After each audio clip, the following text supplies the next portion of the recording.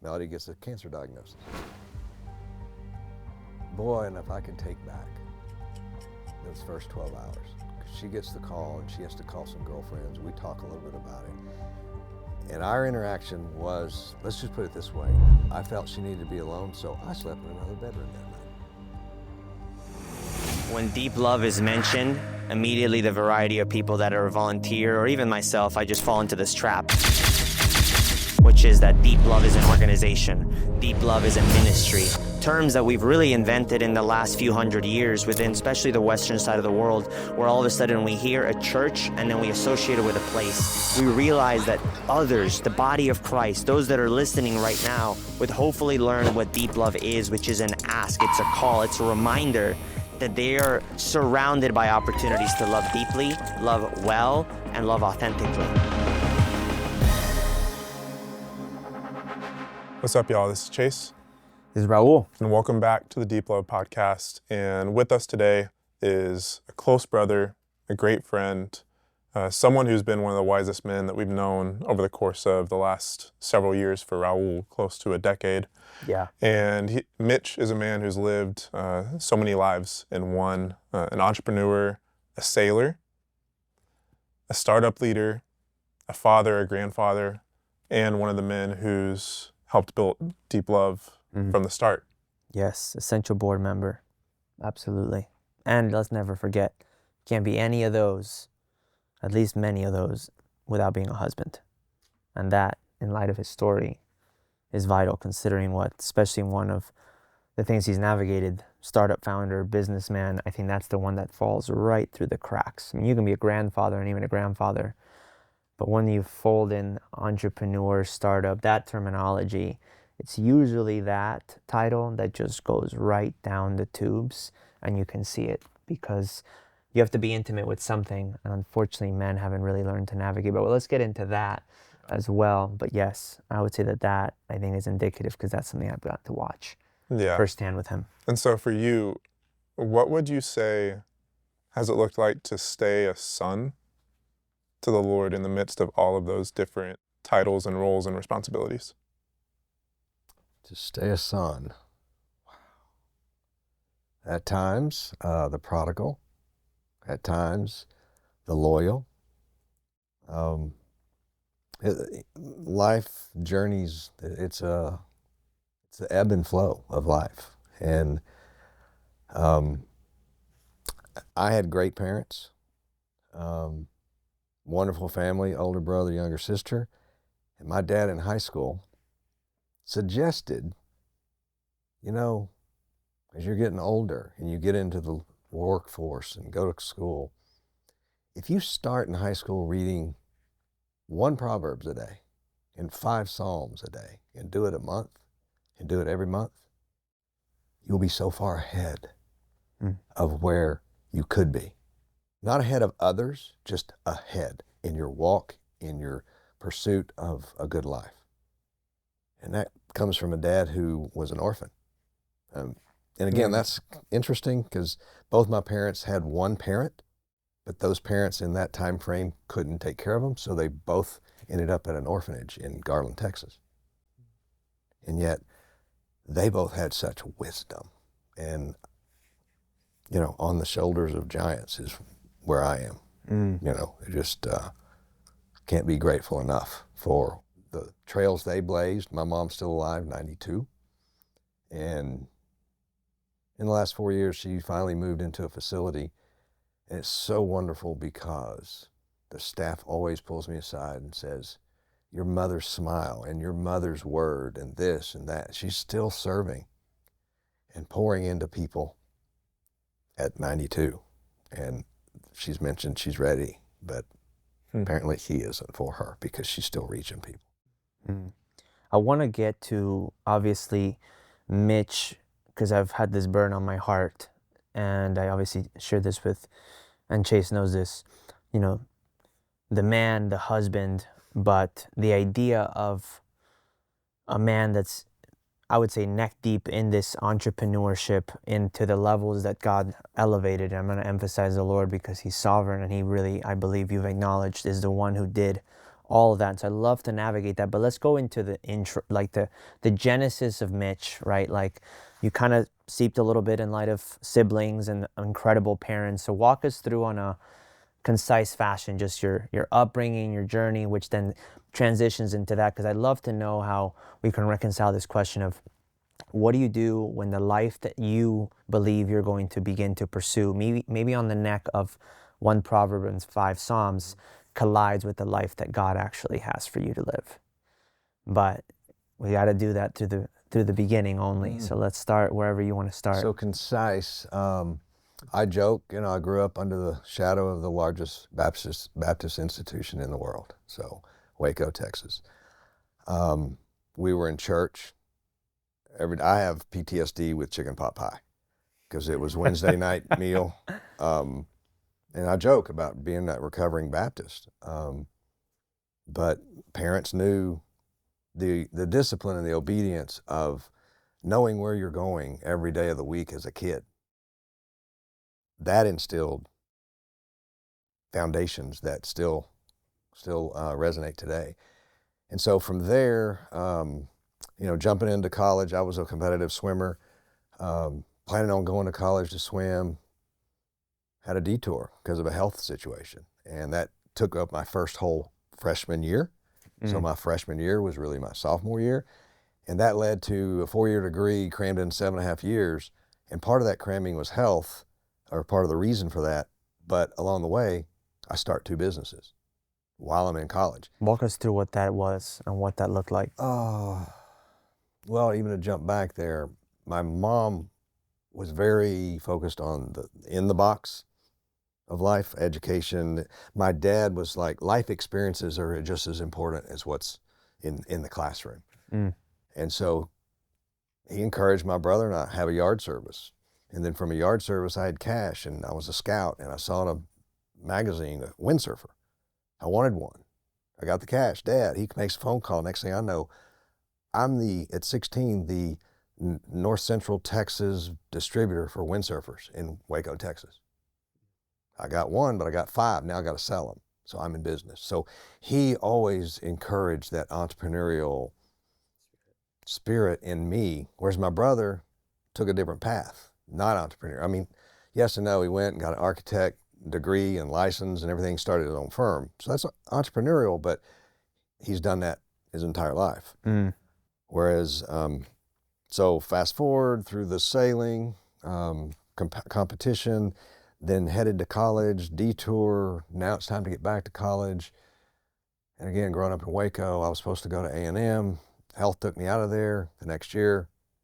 My dad, an A&M grad, says, why don't you go to Baylor? Because pizza and beer just isn't in your best interest right now. Yep. So I stayed at home for my freshman year, went to Baylor.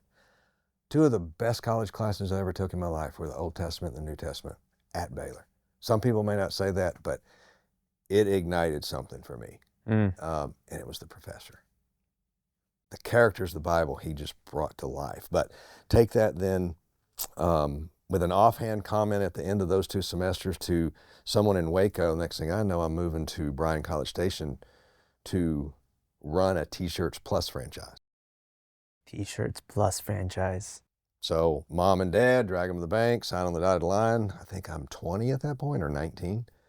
And so we're in business. It's great. As soon as I could, I take 1 class at school because my mom is all about get the education. Had those. Then the new regional mall comes in. We have the first pass or acceptance or pass on that franchise. Wasn't ready for it. I'm like, swimming sunrise to way past sunset, running 1 store. Now I've got another one, and I walk in, it's the mall, and it's dirt floor, and it's underside of the ceiling of the mall. Get to build that out. My dad became the GC. My dad was just he was always there, and he was probably the first model of serving, how you serve your family. Yeah, he had a great career. I mean, the dude was a rocket scientist. A literal rocket scientist. Literally, and where he used to work, 18 miles of Waco, today is SpaceX. Huh. So full circle. You know, unfortunately, he passed 34 years ago. Didn't get to see all that, but running those 2 stores, then this one guy in T-Shirts Plus World was buying them up around the state, and he wanted ours 2.5 years into it. Okay, I'll go back to school full time. So you sell your first business at age? 21 or 2, I think. There we Something go. like that. Wow. Yeah. And at the core of it, Old Testament, New Testament classes Yep. are embedding this foundation. You're reading Proverbs, Psalms. What is your relationship with the Lord? Just so we can keep that silver idea of like, the Lord has never been departed in the process of this as we're walking through this story.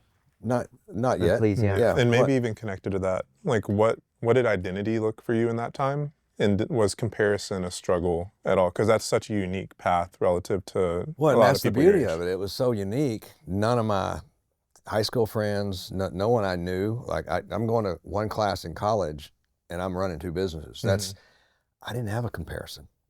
I was just doing what I needed. And again, kind of fast forward in that as I sold the businesses, I'm now taking 15 hours. I'm like, why are y'all complaining? Right? So I got a part-time job on campus, and I'm literally walking across campus with a briefcase. I mean, I'm, the businessman, but now I got to kind of shift my identity. I got a part-time job on campus, cashing checks. Back then, obviously, no debit card, whatever. If you moved to Bryan College Station and you didn't open a local bank, you went to the check cashing stand on campus to get your cash for the weekend. So it was great. It literally integrated me back into the campus environment. Normal, same people coming by, start kind of a hello, whatever. Hey, I haven't seen you in 3 days, whatever. And that happened with one person in particular on a regular basis. And finally, I took her name and number off her check and called her out for a date. And she's my wife today of 39 I was going to plus say, we're years. going to have to, I've heard this story, but it's a beautiful story, and I think a story that merits some detail to be shared. The line, walking in, Oh, and then you of course want that all that? first date. I mean, yeah, absolutely. All I right. mean, I think it, in my opinion, I know you've never heard this, I think it circles back to even how you guys raise your kids, because when I say the first date, that question of will you go on a date with me tomorrow, or the question you asked her after that first date, is not the college student question, nor the place that you took her. And no don't doubt. spoil it, but lead us to the story of what was that date, Yeah. and how did you get to that point where she actually said yes to something no college student would have asked. Most Okay. college students Yeah. wouldn't ask. So cash and checks, there was also a small hotel in there that dignitaries would stay in or whatever, so we did both. But, bank teller, you have the cutout glass, the marble top, and the person would come in and give you the check across the window. And I had a book. You have to look and see who's, maybe admissions, owes money or whatever, wouldn't cash your check, or, yeah, you're good. Well, the line was one person that broke to 2, it was one line broke to 2. I always controlled who ended up at my window.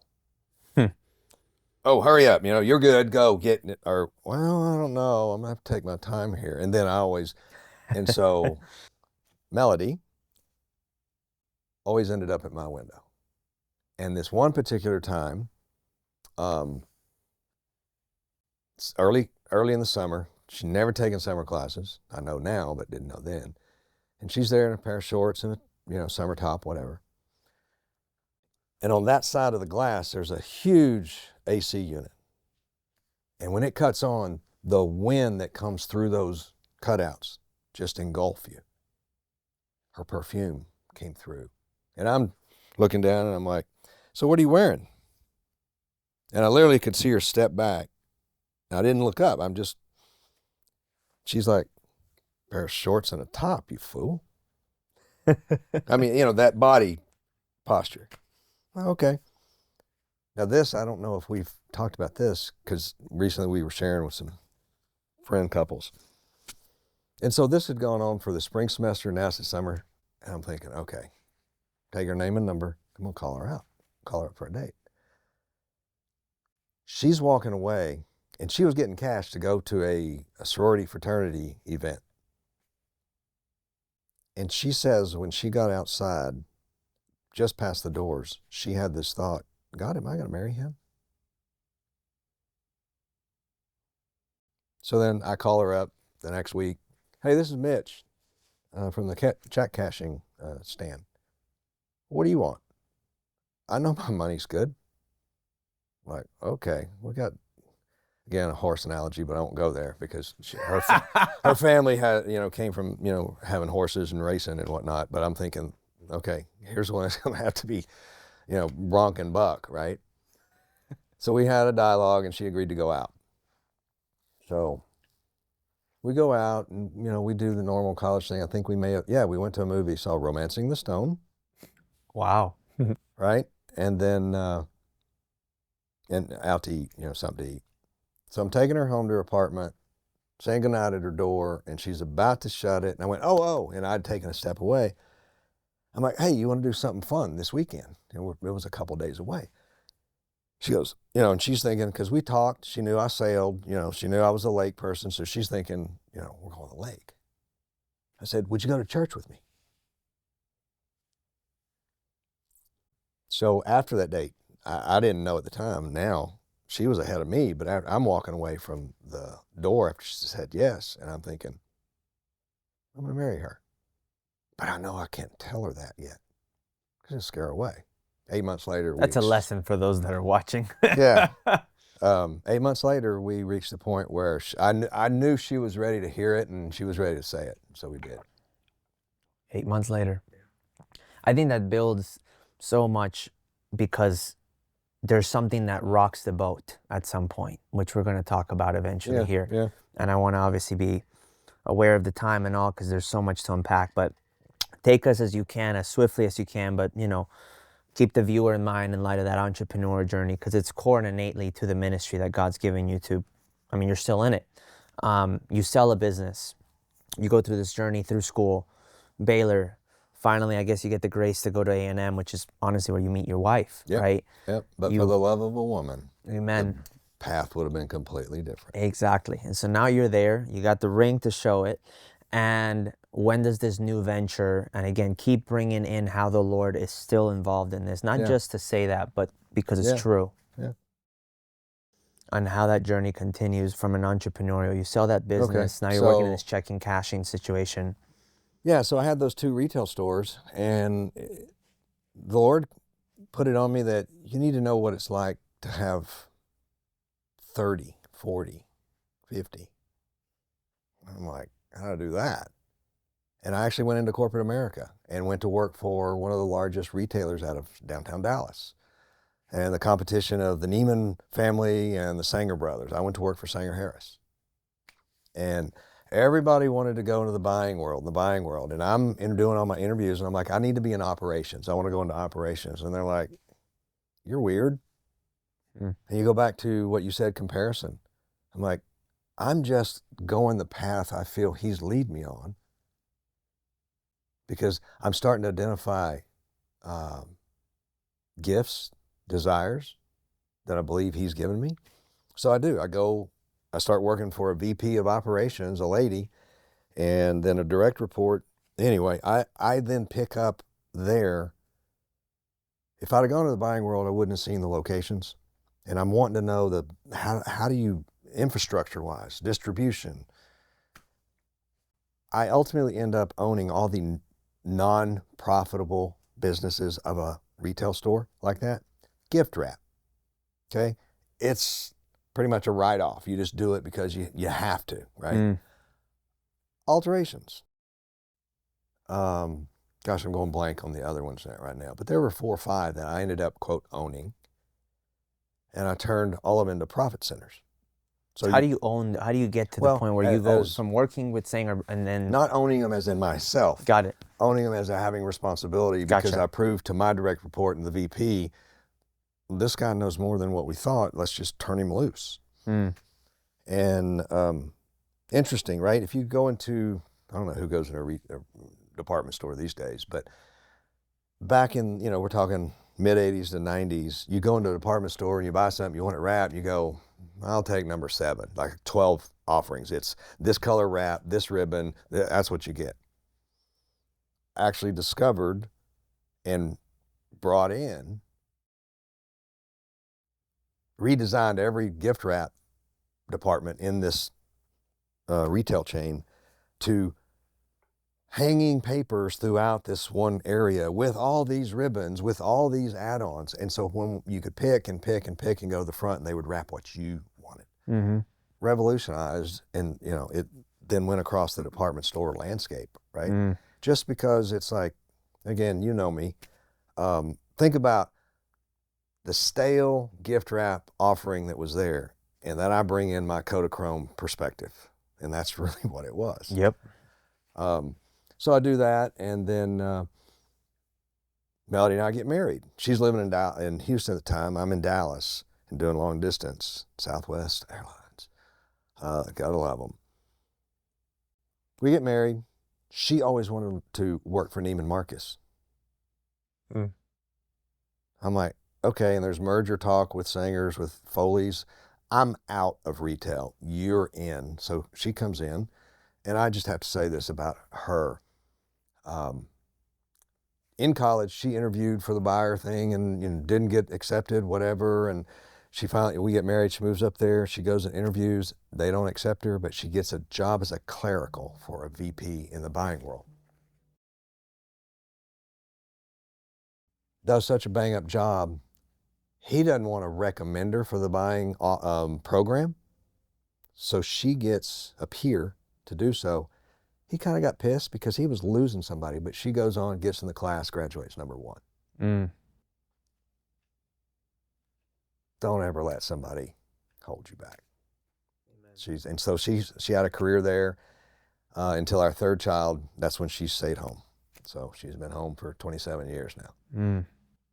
Well, to go back to something that you said Yeah. about you just following your organic desires and where you felt like the Lord was leading you. I appreciate you saying that, because I feel like a lot of people in our generation are so like over spiritual and feeling like they need to hear the Lord or need these like concrete confirmations in every single little thing. Whereas I see within the Word, and I've seen it within my life, so much benefit in just following these organic and natural desires that I have in life. As an example, St. Augustine is someone who's been very prevalent in my life for the last 5 or 6 years. He just keeps popping up. Finally read his autobiography, Confessions, which took me 3 years to read through because it's a little dense, but it was very powerful. But there's this guy, Chris Williamson, who's like a YouTube speaker guy. He's not a Christian, but been someone who I've just been inspired by in the way and some of the topics that he's been talking about. And I was thinking through, I was like, should I be listening to this guy as a Christian? Like, need to make sure the people that I'm listening to are solid. And then all of a sudden, in just one of these videos, like a couple days after having this thought, he brings up St. Augustine. I'm just like, how does it just keep coming up that Augustine is just coming up in these random things, like these movies? Because you're dense and God keeps going, literally. Listen. Literally. And so it just speaks to like the power of, like there's something in our heart that as we submit ourselves more and more to the Lord, that our heart naturally will have desires that are in line with the Holy Spirit's leadership and what God's will is for our life. And so I just wanted to say I really appreciated you bringing it up in that sort of way. Yeah, well, thanks. I think some of what I see in, when I say younger generation, I guess it'd be you guys. I never was in a cocoon with a community of only believers.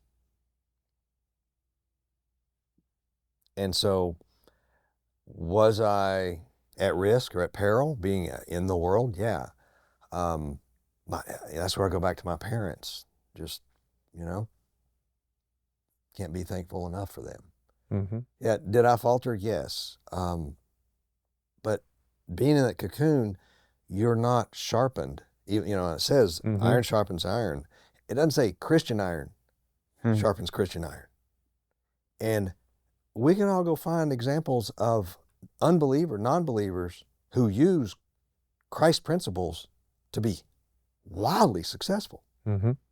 Maybe they don't know they're doing it, maybe they do. But again, it's a cross-functional, cultural infusion of learning what, again, always being tethered And like you mentioned sailing, right? Sometimes you let out the line on your anchor based on the depth so that you're going to be set. Sometimes your anchor, so if you let it out more, if your anchor's right below your boat and you let it out more, then your anchor's, right? That's the same thing in relation to my life. Sometimes the anchor line has been really long, and so I'm far from my anchor. So there's possibility for more sway. But at the same time, there's a few key people in my life that have always been there, not family members. Like I'm friends with a man that 10 years older than me that I started racing sailboats with when I was 13. He's still in my life. I'm going to have dinner with him tomorrow night. And, it's so cool. If anyone knows anything about Hobie cats, and it's cold, we're wearing 1/4-inch wetsuits, February on some lake. And we're out and it's cold. When we got on the boat at the last moment because we knew we were going to freeze for this race. And we're shoulder to shoulder going out, trimming sails, and he turns to me and goes, "Oh, I gave my life to Christ." This is a guy 10 years older than me. I was 23. And just nonchalantly, I gave my life to Christ. Boom, we just go on and do what we do. And then that helped me in those early years in my career, 23, 5, 30. He's 10 years ahead of me, and I'm watching his growth and those conversations. Now he's 70 plus. Real wisdom. Well, backtracking to what you said, right? You got the anchor analogy. Adrift, as far as close, intimacy, proximity, go hand in hand. It reminds me of a friend of mine, mentored as well, says this, when you leave your towels on the sand and you go out to swim, give it 2 hours and you're like, just to, be blunt, where the hell are my towels? And at some point you realize you're almost 5 miles because the current circumstance and the current environment shares and looks and kind of taints the perspective to a point where you feel like you're exactly where you started. The beach still looks like the beach. There's somewhat of an outlay of just restaurants or hotels, and the conversation, hopefully, or whatever is happening with whoever you're with. And that can happen with work, business, relationships, building businesses, selling businesses, or as you will hopefully share us with, at some point you get a piece of news at the outflow of one of your biggest, I guess, what the world would call successes, that instead of just sailing into the sunset of success, you get a piece of news that puts you back to your knees, which I'd like to segue into here in a second. Sure. But my point being in the anchor analogy is that, I think there's 2 very important moments in life. The day that the day that you're born and the day that you find out why you're born. Yeah. And I think, and you will hopefully tell us, that it's easy to find out that why you're born is actually because of the mountaintop. And I think you learn more so what happens after the mountaintop really tells you. I think everyone does. Very much so. But it's better when it's said from the first hand. Yeah. But you have to have that anchor, right? Because a lot of people will just set adrift and they'll never be able to find themselves back to a towel. Yeah. Because they never put a towel down. They never put an anchor down, which is a credit to your parents. And I'll say this, Proverbs 22:6 is what you said, right? Train your child up in the ways of the Lord, and when they get old, which translates to mature, meaning when they've gone through enough life and character training and refining, they'll never depart, no matter how far away they got. But if you don't have that training, which your parents clearly gave to you, you're looking for a towel that you never even sat down. So you get real okay with wherever you're at, I guess is where I'm supposed to be. Even if you're in a new sexual lifestyle, new endless job, destructive relationship, or horrible circumstance, that becomes your norm because you never put that towel down. So you have no North Star to go back to. Right. And I think that just speaks too much of what your life has looked. So if you may, unless, if you have a question, Chase, where can you transition us into, because I know you have this, what the young men, even myself, would love to hear in light of, okay, you sell one business at 21, you go into the retail world, and before you even get into this last venture, but there's, I think, one, and then there's another, but piece those 2 together, because there's a point where you get this very unique thing that most businessmen don't get to do in light of going public. Yeah. But then the irony is when you go public, the Lord takes you back to private. Yeah. And so I'd love to know if you could share with us in some way, shape, or form how that looked, and, you know, piece that story together as we transition into that piece of news you get afterward. Yeah. So by being in the right place at the right time, I was in telecommunications, sales. I left corporate America, knew I wanted to be in outside sales, and was at a couple of stops, and then finally found my place in telecommunications. And of course, if anybody thinks about the time period of the last 25, 30 years, this little telecommunication company got gobbled up by this and gobbled up, and that led me to a place of working for a man who started a telecom company that became $1 billion concern. And so I'm, just through acquisition, ended up as a direct report to him. And I go to him as a mentor type situation. Hey, this startup out of San Francisco, they've got this opportunity and this is what they're doing. He's like, well, I can tell you this. If I was you, I'd go do it, because my company, what we're going to do, we're going to be buying a lot of those things. So he gave me advice, insight of, you could stay here and be part of the corporate cog we're going to build, or you could go off and that put me into the startup world, truly. First, then that telecom from 98 to 2002, and we took it public. I was not part of the, quote, leadership, but was one of the top 2 sales guys there as we take it to IPO, and then move on to really into technology at that point. When we say that, telecom is technology, but it's, particularly for a vertical market. And so then I went to a startup and met a guy who was the brainiac, and he and I became the market team, started traveling the country, traveling the world. And we were a little startup here out of DFW, and we were working with the Motorola's and the Alcatels of the world, traveling all out through Europe, etc. Always talking about, what's our idea? What are we going to do? Then that one gets sold.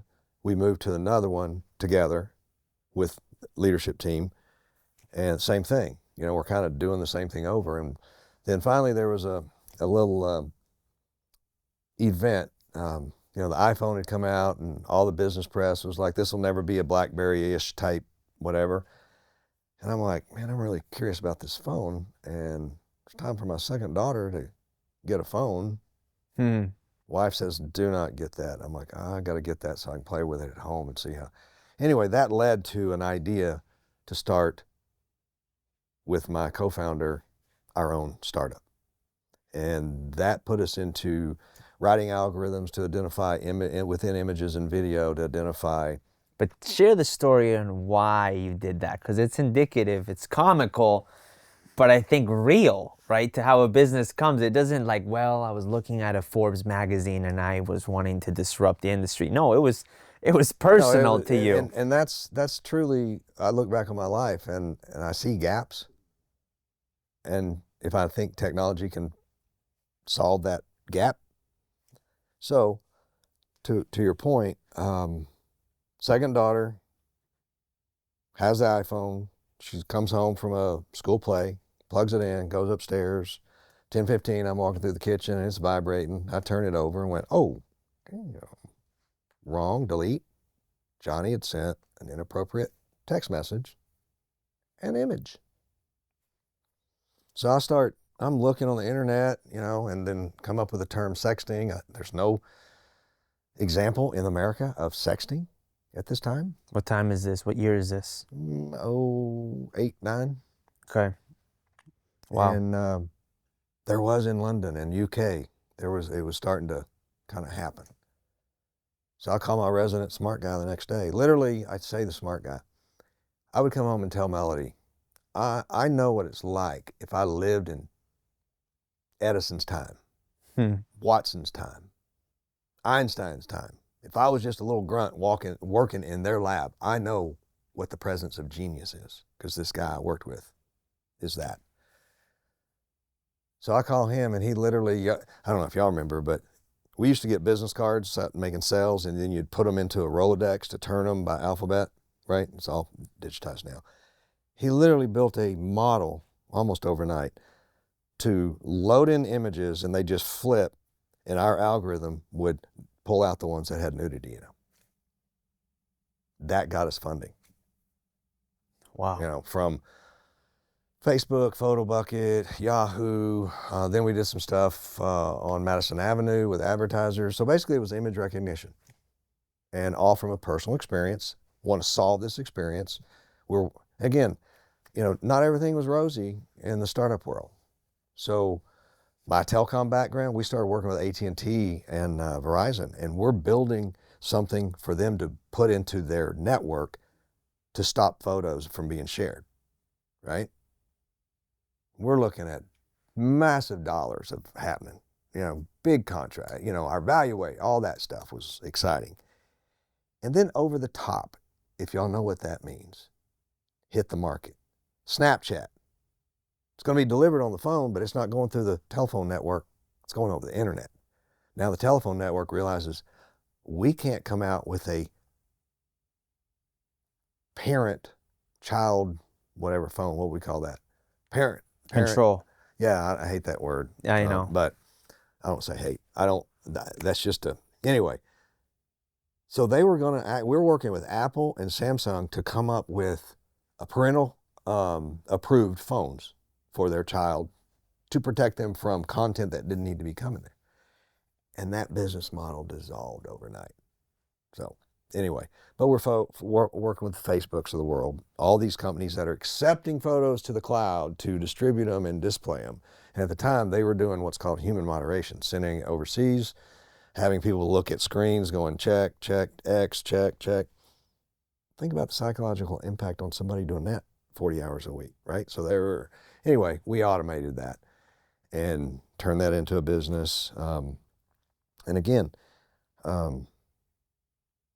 one point, you know, we ended up getting VC investment from San Francisco, two different round A, round B. Started in Dallas with an organization that was startup world focused. We were one of 5 startups that was the first accelerator in Dallas called Tech Wildcatters.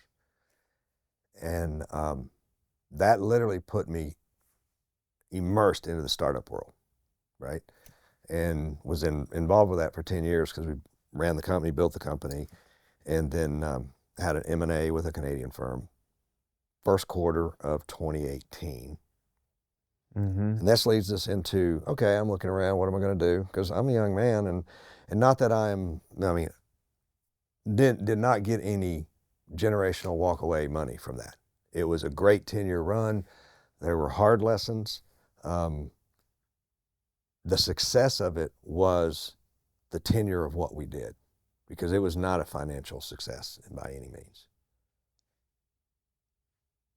Then I step out and I'm starting to look around, and this was first quarter of 18, May 1st of 2018. 8 years ago, just 14 days ago. Melody gets a cancer diagnosis. Boy, and if I could take back those first 12 hours, because she gets the call and she has to call some girlfriends. We talk a little bit about it. And our interaction was, let's just put it this way. I felt she needed to be alone, so I slept in another bedroom that night. And the whole time I slept, I didn't sleep. I was actually talking to God. I actually wrote something in my phone to her that I actually finally shared with her 3 years ago. And we did not handle that situation well with each other, but it taught us something. And it's always, you know, one of the things we say to each other is, just you and me, babe. You know, yeah, we got great close friends, 32 years running of a couple that we have traveled the world with, and they have 2 kids, we have 3, and just fabulous. But when it comes down to it, babe, it's just you and me. And that night was not a good night, but it really forced us to look at how we communicate. And it was stress, you know. I didn't handle it right. But from there, she's real quick sidebar. I also swam competitively. I don't know if I said that earlier, but I'd gotten into swimming to raise money for cancer research and awareness here in Dallas. It's a chapter out of Baltimore, anyway, Swim Across America. And I'd gotten used to raising money, and everybody did the little email thing. And because I have this image company, my fundraisers were videos. And I would literally always say, we're raising money to fund early detection technology trials because Big Pharma won't do it. And for, now I'm going blank what the second one was. But the things I said, fast forward to her diagnosis and fast forward, early detection for her, literally she's always done her annual checkups. And for some reason, the doc that year said, hey, in 6 months, come back, let's just check. Because they had done a 3D MRI that they had never done before. Early detection technology kept her from having radiation or chemo. So again, from that, there's still health journeys we go through, but. You said your walk with Christ and your faith was like oxygen once to me. Yeah. What did you mean by that in light of that piece of news and that journey you had to walk through?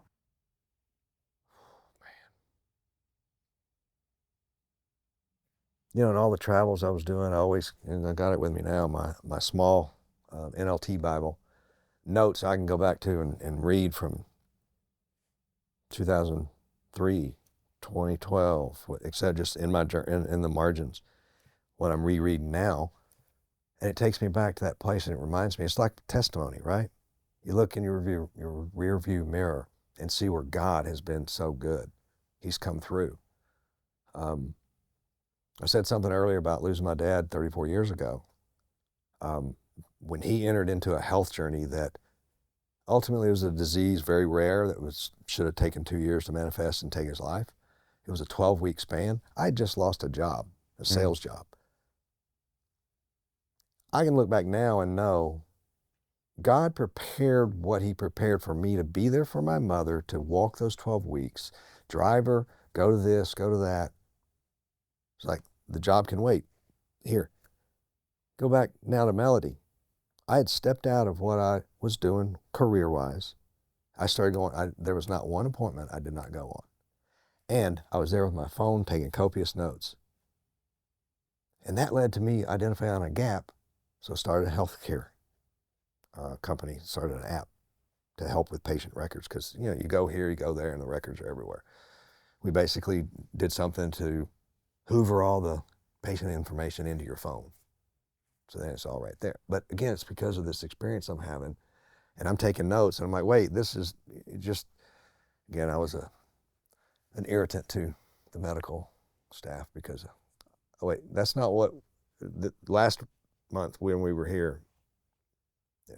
But I think the bigger point here in what I'm listening to, it's the overarching message of this podcast is the fact that, and I'm not speaking this over even your past because we're obviously now in this today, but where the world might have, to your question, made a label upon Mitch that you took on and even proud of it and built your identity around it because now you had enough evidence that this is it.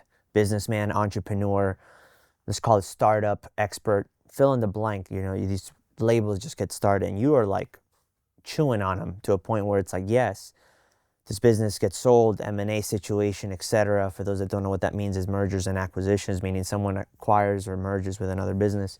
Those that don't know what that means in light of being a ministry podcast.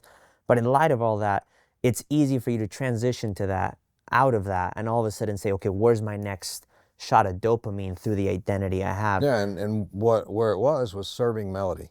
Versus the Lord steps in and brings you back to where your identity actually lies and matters. And all through that, I can see where I am now of everything he did, right? I've always been a mediator. I've always served my family. And at one point, my career and what I earn is serving my family because it's providing for them, right? Again, I'm jumping around here, but we're blessed to have our first grandchild, a girl, and she's got a little brother coming in July. Man, you want to talk about the verse that hits me now? provide for your children's children. Mm. And that's not money necessarily. Yeah, you want to be able to provide for them from a financial perspective, but buddies of mine, when they found out that our daughter was having a baby, they're like, "Oh man, your life's going to change. This is going to be great." First 6 months, I'm like, okay, because there was no interaction. Now there is. Yesterday, I went by because Melody was there G-sitting and to pick her up, and this little girl runs to me and hugs and gives me a kiss. First one. I mean, yeah, we would hug before, but she came on her own, and I've always told people, I'll get my grandfather name when she and I are interacting and she somehow burst that name because of the engagement, the relationship. And that goes back to Jesus. And Jesus is showing me things through this relationship, obviously through my kids. But when I was serving my family through work, and now the health journey starts, I'm now serving Melody. And it brought me back to, I remember when we first started dating, and then we got married, and we were married 7 years before we had kids. I don't know why, but God would bring me, back to the dating, right? And she's like walking away thinking, am I going to marry him? And then I'm first date walking away going, oh, I love this woman. God, I think I'm going to marry her, right? So God's always in that conversation. And here's something interesting. My oldest daughter met her current husband on the infield of a track meet. He's a year younger than her, and she knew. Now, they dated through high school, went to college, went away separate, and then they came back together. God's timing. God's timing. Well, she got married 53 weeks after our son, who is the youngest. And wow, to watch God's hand through that, my son and his wife's relationship of dating, getting married, and now building businesses together. I wonder on the back of what shoulders he's learned to do that. And I look at that and I just think, wow, generational curses, generational blessings. Right now, my wife and I talk about this is such a blessed season. But boy, for 39 years, we've had the times that we didn't feel blessed, but God was using those times even, the valleys. You've described that season to us as one of like returning to your first love. Mm-hmm. Like, what did that look like, either like day to day to you, or within like your relationship with Melody or your kids or anyone? I still get irritated about it at times, but I have at forefront of thinking, I would have never thought 2 decades ago that I'm making lunch for her, in the middle of the day. Well, I'm going to make me something because I'm in a mode and I'm just moving and gooving and da-da-da-da-da, and I'm going to grab a bite and I'm going to be on the way. And she's like, oh, you're getting the bite? Can you make me something? I'm like, oh, yeah, let me think about you, right? So it goes back to, who am I here to serve? First and foremost, right? Her. Now, obviously, with that comes, I'm serving Jesus by serving her. So, I think that's a default, right? I'm here to serve Jesus and build his kingdom. But serving her is such a high calling. And I go back to when we first met, I literally would have these thoughts, and I have to attribute them to God, is that, wow, Lord, you died for me. I can't explain it. I don't know that I've ever talked to anybody that can really say they felt the same way, but I absolutely would feel like I would die in place of Melody to give her more time here. Then you get busy with work and everything, and that feeling kind of doesn't come very often. Well, now it does. It's like, I would absolutely be willing to say, put me in her place. And again, it's because I see such joy she gets from this one granddaughter. I can't imagine when there's more. But it's about serving her. And it's like, on the way here, I could have left 15 minutes earlier, but guess what? She asked if I would Make her something. Yeah. And literally, I'm walking through the kitchen going, well, Absolutely, I will. I don't know that I'll be late. And then the share ride thing. So I don't know if that answers your question, but it's God just shows me, and again, we hadn't talked about it, but I absolutely know without a shadow of a doubt, one of his giftings for me is connecting people for his purpose. Now, all through work, I would connect people and do it for, oh, here's a partnership with it, and then we can bring something to market, right? But I was honing my skills in that world to where now, literally at 3 a.m., we talked about this, wake up, go sit in the living room, and it's as though I'm having a conversation with God. And he's like, I need you to put a meeting together with 4 people. Okay. And then he names them, first name, last name. The last one, I'm like, I don't know him. God says, look in your phone. Oh yeah, I met him 2 years ago, and there's his mobile number. Of course, like a good Christian, I go to bed, and the next day wake up and don't do anything about it. Still working on that immediate obedience versus 2 weeks later, okay, I'm going to call him. He won't know the number. I'm going to pre-write a text so that when he doesn't answer, I can just send the text and forget about it. So that's what I did. Then I called. It was an international ring. You know how I'm like, oh no, it's 11 o'clock wherever he is. Anyway, fast forward, meeting comes together. Again, we haven't talked about that dude who wears Prada. I don't like saying his name, giving him credits, but right in the middle of this meeting going to happen, my mom falls, breaks her hip. I'm out of town. I'm like, in the hospital room after the hip surgery on a Monday. I'm like, tomorrow, God, the meeting's set. It'll be fine. He's like, no, you're going to drive back home for the meeting. In this period, that's when I had literally started in the 3 a.m.s asking God, who do you need me to connect? And literally out of these 4 guys, 2 of them knew each other, and they like, yeah, we've always thought we should get together and do something, and we've just never met.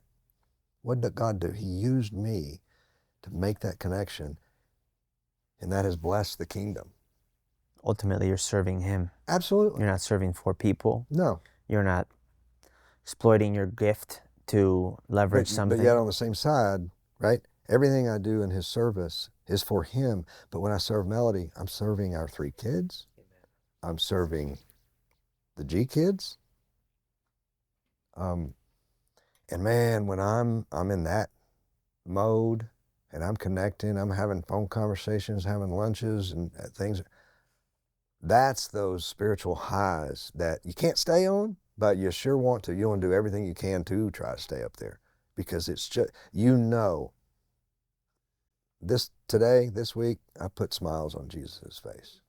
In the wrap up, yeah, as we close the chasm of the story, I want to transition and hopefully do as best as we can, because I know you and me are been going for a while here, but at some point you have had a season of serving your wife, a season to indirectly then serve your entire family and really become this patriarchal image of what service looks like. And you give me a call when the world shuts down. And for backstory, for those that have no idea how we met, I was serving tables and serving the Lord as best as I could in a year in Christ at that time, almost a decade ago. And we would talk, and you would call them God conversations, which I don't ever negate them, but it's fascinating for me because now knowing you even more closely than we did then as just a patron and a server, and we would have conversations about the Lord. You've gone from God, like a recovering Baptist, to Jesus. And let's stop talking for a minute. And that intimacy, it's no different than when you say, babe, my love, versus talking about her like she's your distant, annoying frustration of the week. And you just know it. People can see it. They can hear, and it's the way you address it. But before we rabbit trail on that line of conversation, we start having conversations. Then all of a sudden, like your daughter and her husband and many, just time we depart, and all of a sudden we find ourselves in this business networking that the church leads. And fast forward, the world shuts down 2020. And you call me and you tell me, hey, I know you're not going to shut down, so what are you going to do? And we end up, which is ironic, because you correct me if I'm wrong, because that's how me and my brother here as well kind of have the same dialogue. What are you going to do? Because he knew I was in the streets and prisons and stuff at the time too. And I'm like, well, you can't just go out there and just check off a box. And I'm not up for checking off boxes. And of course you're like, okay, but what does it look like? And you don't want your kids just doing nothing during this time. You're like, this foundation needs to stay solid. And you tell me, well, let's just get out there, and you correct me if I'm wrong, but would the Mitch of entrepreneur Silicon Valley in the neck deep, without the melody season, without the head rock, before the challenge of all that happened, been on his knees helping probably women that are prostituting themselves, the addicts, the men out there, literally finding, or would he have had a much more conservative, I'm not doing that approach as we transition into this deep love story? You know, there's two ways to look at that. Sure. I would think the prideful ego would say, oh, absolutely, I'll get on my knees and sort clothes and whatever. But we know that at that point, I would say no, because in that season of work, Saturdays were not open. They were not, I mean, they were spoken for. And not that they weren't in 2020, it was just a different alignment at that point. So I you know, without the 2018 health journey, no, I don't think 2020 would have happened. Yeah. How would you, to the man listening with a similar background, what would you encourage him to lead him into this service, sacrificial mindset? Would you lead him into the streets? Would you tell him to take inventory of his home first? What advice would you give that man, as you and me have been serving in faculties of ways for the last... I think it even starts before that. You got to beg, plead, God, Jesus, show me. I'm here. Show me. And when I ask him, who do you want me to connect to now? He shows me. When I'm being thick-headed and not being immediately obedient, he uses men in my life just with a comment. They don't even know the impact of what it is, but I immediately tune into it and go, and now they're God winks. It's like, okay, I got you.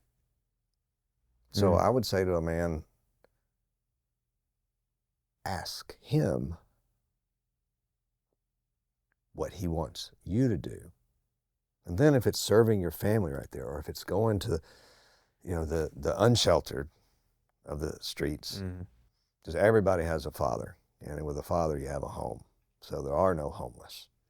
They're unsheltered. In transition. Yeah. I love that. Yeah. And to start the land the plane here, Yes. your involvement in Deep Love has been really impactful for us, and seeing your leadership from the very start has really challenged us in a positive way. Yeah. What's been some of the growth you've seen in yourself for your leadership and involvement in Deep Love? Oh, man. Knowing that if I go with a humbleness and an open heart, someone living on the streets will teach me something. And the reality is that street's metaphorical, right? Absolutely. You can be the person with an ivory tower job and they are homeless. Yeah. They're on the brink of divorce. They're on the brink of a breakup or addiction, for that matter. Right. You know, their address or lack of, they're unsheltered because they don't have who we know is our shelter, as Psalms 91 says. I love that, because Matthew 7, you just said it a minute ago, you need to start with asking first, because that acknowledges that you're not Lord. Yeah. He says in Matthew 7, for those that ask, I will answer. For those that seek, they will find. For those that knock, I will open the doors. But men don't ask. They just take charge and control. I'll wrap up with this, and then my brother here will do our closing. But I want to leave this with the question that you can answer however way you feel, and then we'll do our always question. But Mitch, after success, startups, achievement, suffering, cancer, family, ministry, all unexpected terms, why is Jesus still worth following?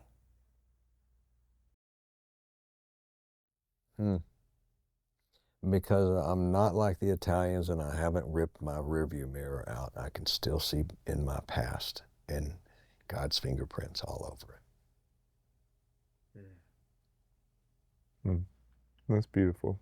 And then the question we always end with, take it wherever you want to go and be for a minute or two. So just what does deep love mean to you? Oh, wow. Isaiah 61. And gosh, I'd have to really go think about when did I really know that Psalm 61 was a battle cry for me. Brokenhearted, serve them, the homeless, the prisoners. So that would be deep love, serving that community. It's interesting. Melody asked me once recently, she was, is there something I should be concerned about? A lot of your new friends have actually been in prison. So I had never connected those dots, but yeah. Wow. And then John 15 as well. But truly, just learning this, got a new book, and I'm not going to get it right, but agape love. To exhibit the type of love that exceeds all others and to continue doing it until it actually becomes a reality in my life and someone else in my life, but to love them to a point where never being offended. Because if I can continue to, thinking about even Melody, she's a daughter of the King. Who am I to disrespect that? Now, does it mean that I'll never do? Yeah, we still have our bickering back and forth and whatnot, but oh man, when he puts it in my mind, hey, she's my daughter. Oh yeah, you're a daughter of the King. My children, they're daughters of the King. You don't disrespect royalty. Right? And that deep love of, and again, it's really interesting looking back. Never been a CEO of any of the things I've been involved with. Again, yeah, the kid and the startup and the t-shirt, whatever, but a CEO, because I've always seen myself as a great number 2 guy. Because he's number 1. And that's recently, in the last 5 years, I've actually then, and now though, he's calling me into some things that I'll be the face of. And I'm so uncomfortable, I don't want to do it. But we'll see. Amen. We will. So thank you for the time. I know we've been trying to get this on the calendar for a little while, just because of how much we honor and admire you. Yes, so sir. Glad we're able to make it work. That's right. And yeah, I'm grateful for your leadership and mentorship in our life, in the midst of everything that you've been juggling over the last few years. Yeah. It's been helpful for me personally, because I can get a little overwhelmed in all the different ways that my life is split, and I'm not even married yet. And so being able to see you walk that out, and the sacrifices that you make and the no's that you give has been helpful, and for me, and a valuable lesson. And you introduced me to guacamole that I actually like. So that was really valuable. Opened such a new world to me. There you go. Appreciate that. But yeah, thank y'all so much for tuning in. We hope that y'all are able to glean something valuable from this conversation. We'll be including maybe some of Mitch's contact info just in the description below. So if you want to reach out with any follow-up questions that you may have. Or you could just reach out to us and we can filter those to That's him, right. get his answer to that. Also, in one of these corners, you'll see our website pop up where you'll be able to see our upcoming service opportunities as well. Comment below or just send us a message from where you're listening from. And if there's any serving opportunities that you're trying to look for in those areas, we'll be glad to reach out to some of our partners to be able to find those for y'all. We also want to give a thank you to David and Launchbox for producing this episode.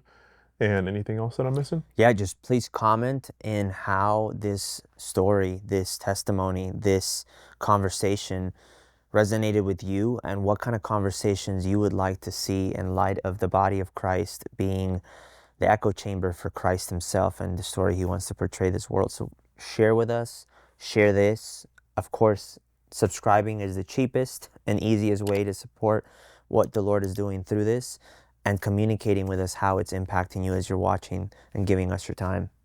Yeah. But yeah, until next time, much love. God bless. God bless you.